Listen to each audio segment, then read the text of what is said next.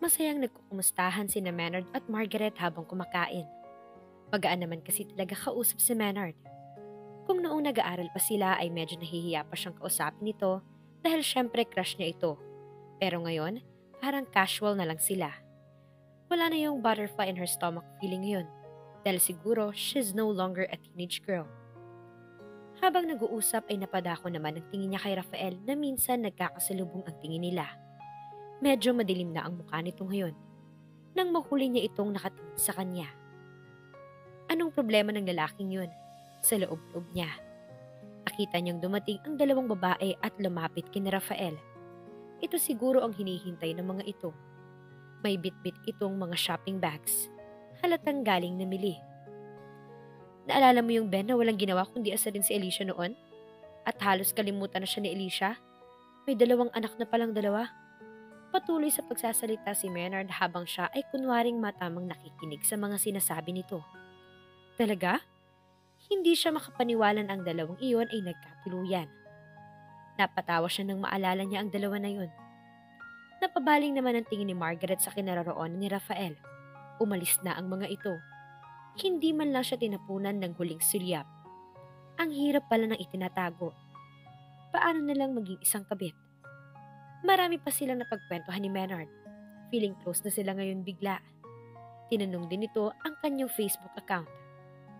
Pinuksan niya ang Facebook at inaccept ang friend request nito nang biglang tumunog ang cellphone niya. Mr. M calling, ang nakarehistro sa screen niya. Napakunot naman ang noo niya. Ano naman kaya ang kailangan nito? Ayaw sana niyang sagutin, ngunit baka importante ang tawag kaya sinagot na agad niya. I'm waiting you at the parking lot. Be here right now. Utos nito sa kanya. Mahina lang ang pagkakasabi pero nandun ang diin sa boss nito na kailangang sundin niya ang sinabi nito. At bakit naman sir? Ano bang kailangan mo? Gaano ba kaimportante po? Baka pwede mamaya na lang sir? Malumani na pagkasabi ng dalaga at nakangiti pa kasi nasa harap si Maynard. Nakakahiya naman. Huwag mong hintayin na hilahin kita pa uwi ng bahay, Margaret. Matigas na banta nito na medyo ikinatakot niya. Ano bang problema ng lalaking to? Naiinis man ay hindi naman nagpahalata si Margaret kay Maynard. Maayos na nagpaalam siya rito na mauna nang umalis. Sinabi rin nito na uuwi na rin ito. Halos sabay na silang lumabas. Dumiretso na siya sa parking lot kung saan nandoon ang masungit niyang amo. Nakita agad niyang itinasasakyan nito. Binuksan niya ang front seat door at sumakay na. Nilingon niya ang lalaki na madilim pa rin ang muka. Bakit mo nga pala ako tinawag, sir? Tanong agad niya. Ang sabi mo lalabas ka dahil bibili ka lang ng pregnancy test. Iyon pala, nakipagkita ka pala sa kung sinong lalaki. May himig na galit ang boses nito. Excuse me, sir ha? Medyo judgmental ka dun sa part na yon. Hindi ako nakipagkita kay Maynard. Nagkita lang kami dun. At bumili talaga ako ng pregnancy test. Nandito nga sa bag ko kahit tingnan mo pa. Kalmanteng paliwanag niya kahit naiinis siya rito. Hindi niya maintindihan kung ano ang kinagagalit nito. What a coincidence ha? Well, let me remind you again, Margaret. I don't spend 5 million pesos just to lend you to others. He said it possessively. Nangunot naman ang noo ng dalaga. Hindi niya maintindihan. Oo nga at binayaran siya nito para gawin ng trabaho, pero pati ba naman makipag-usap sa ibang lalaki ay bawal? Grabe naman to. Sir, binabayaran mo nga ako para iluwal ang anak mo, pero hindi ibig sabihin ng pag-aari mo na ako. At wala na akong karapatan makipag-usap sa mga taong gusto kong makausap. Hindi na niya maitago ang inis dito. Nakakainsulto kasi. Not during this process. Pag nakapanganak ka sa anak ko, then you can do whatever you want. Understood? Sabi ni Rafael na inilapit pa ang mukha dito sa mukha niya para maintindihan niya ang sinasabi nito. Ngunit bigla siyang walang naintindihan dahil naasiwa siya sa sobrang lapit ng mukha nila sa isa't isa. Napadako ang tingin niya sa labi nito. Naalala niya kung paano siya halikan ng mga labi nito. Para siyang natigilan at nagiinit bigla ang kanyang pisngi. Gusto niyang tawirin ang pagitan ng mga labi nila. Gusto niyang matikman muli ang mga labing iyon. Ngunit naalala niya ang kontrata nila at ang damdamin niya. Kung pabayaan niya ang kanyang pusong tuluyang mahulog sa binata, ay alam niyang siya rin ang magdurusa sa bandang huli. kaya hanggat kaya pa ay iniiwasan na niya. Mabilis niyang inilayo ang kanyang mukha rito para umiwas, ngunit mas mabilis na nahagip ni Rafael ang batok niya at siniil nito ng halikang mga labi niya. Nabigla siya sa ginawa nito at agad siyang nakakilos, ngunit ang ekspertong mga labi nito ay naging dahilan para tuluyan na siyang bumigay at kusang gumanti sa mga halik nito. Kainis, I miss this so much. Sa isip niya, ngunit di nagtagal ay tinapos na ni Rafael ang halik. Tumitig ito sa kanya at pinunasan ng lipstick sa gilid ng labi niya. Hindi naman siya nakapagsalita sa pagkabigla. Halos pangapusan naman siya ng hininga sa bilis ng ginawa nila. That's a punishment every time you break the rules. Anito na nakangiti sa kanya sa kapinaandar na ang sasakyan. Nawala ang dilim sa mukha nito at maaliwalas na iyon habang nagmamaneho pa uwi sa kondo nila. Parang nahulog naman ang puso niya. Bakit parang gusto niyang i-break ang rules nito? Sarap kasi ng punishment. Lihim na napangiti si Margaret sa kalokohan ng isip niya. Pero syempre hindi niya gagawin yun dahil kapag ginawa niya yun ay para lang ding naghukay siya para sa sarili niyang libing. Siya rin ang mahihirapan in the end. Hindi na lang siya kumibo at itinutok na lang ang mga mata sa daan. Nang makarating sila sa kondo ay nauna na siyang pumasok at hindi man lang nagpaalam sa lalaki. Akala niya susunod ito sa kanya sa unit niya, ngunit naisarado na lang niya ay hindi nito iyon binuksan. Dumiretso na ito sa unit nito. Napahawak siya sa labi niya pagkapasok. Preskong-presko pa ang pakiramdam ng pagdampi ng labi nito sa kanya. Saktong paglakad niya nang makaramdam nang biglang may kung anong lumabas sa kanyang ibaba. Dali-dali siyang pumunta sa banyo para tingnan iyon. Ngunit nanlumo siya ng maraming dugo ang nakita niya. Hindi niya alam kung ano ang nangyari o dumating na talaga ang buwan ng dalaw niya.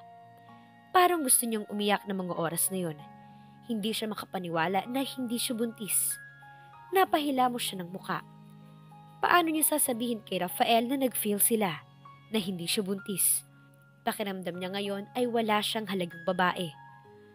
Naghugas siya at pagkatapos nagpalit ng kasuotan saka lumabas at bumili ng napkin sa 7-Eleven sa malapit. Hindi nagsagal siya doon at bumalik din agad siya. Pumasok siya sa banyo. May narinig naman siyang katok sa labas ng pintuan at si Rafael iyon. Biglang bumilis ang pintig ng puso niya dahil sa kaba. Parang gusto na lang niyang doon na lang sa banyo magtago at huwag na humarap dito. Napasuklay siya ng buhok. Wala na siyang nagawa kundi sabihin dito ang totoo. Kaya lumabas na siya at hinarap ito. You look pale. Are you okay? May pag-aalalang tanong ng binata. Parang bigla siyang nakaramdam ng dysmenorrhea sa tanong nito. Hindi kasi niya alam kung paano sasabihin dito. Ayaw kasi niyang makitang madismaya ito. Dumating ang buwan ng dalaw ko. Mahinang banggit ni Margaret. What do you mean? Naguguluhang tanong ni Rafael kahit alam nito ang ibig sabihin ng sinabi niya. Dumating ang menstruation ko. Pagkaklaro niya. Umupo siya sa kama at itinakip ang dalawang palad sa muka. Hindi niya maintindihan pero parang gusto niyang umiyak. Ayaw niyang makita ang mukha ni Rafael na nadidismaya. Naramdaman niyang excited itong maging ama kaya feeling him hurt her. Ganito pala ang pakiramdam ng isang asawa na hindi nabigyan ng anak ang asawang gusto ng magkaanak. Nakaka-pressure, nakaka-stress at masakit. Nakakatakot na baka hindi ka nga talagang magkakaanak. I'm sorry. I'm really sorry, Rafael. Paulit-ulit niyang saad. Hindi niya narinig na nagsalita ito. Maya-maya lumapit ito sa kanya at tumabi ng upo sa kama saka siya kinabig ng yakap. Margaret, it's okay. Sinabi naman ng doktor na may posibilidad na mag-fail kaya huwag mo nang alalahanin yun. There's always another round. Pagpapakalma nito sa kanya habang hinahaplos ang likod niya. Parang may mahika naman ang kamay nito dahil nawala ang bigat sa puso niya. Ang mga braso nitong nakayapos sa kanya ay nagpakalma sa puso niyang gustong magwala. Pinabayaan lang niya itong yakapin siya. Grab the chance. Minsan lang ito. Bukas, pupuntahan natin si doktor para sa ating second round. Maya-maya ay sabi nito sa kanya. Tumayo ito at kumuha ng tubig at ibinigay sa kanya. Tinanggap naman niya at ininom ang kalahati at ibinalik kay Rafael. Pinuno naman ito ang baso ng tubig at ininom. Nasorpreso siya sa ginawa ng binata. Aba, Hindi pala masela ng lalaking to. Sa bagay, nagalikan nga sila sa labi sa baso pa kaya hindi. Napangiti na lang siya. I have to go. May meeting ako at 4. Susunduin naman kita at 7. Paalam nito sa kanya. Bakit? Naguguluhang tanong ng dalaga. Bakit naman siya susunduin ito? Sabay na tayo mag-dinner sa labas. Sagot nito at naglakad na papunta sa pinto. Dito na lang ako. Wala akong ganing lumabas. Alam mo na kapag may banang dalaw. Medyo nakangiwi pang tanggi niya. Hindi siya sanay sa pinag-uusapan ang banang dalaw kasama ang isang lalaki. Okay, I'll be here at 5. Wika nito. Bakit? Stop asking why. Sabay tayo maghahapunan. That's all. Para makakain ka na masarap. What do you want for dinner? Tanong nito na naglakad pabalik sa kanya. I don't know. Pizza? Barbecue? Kahit ano. Sagot niya. Okay, see you later. Paalam nito at tuluyan ng umalis. Naiwan naman si Margaret na nag-iisa. Napaisip siya.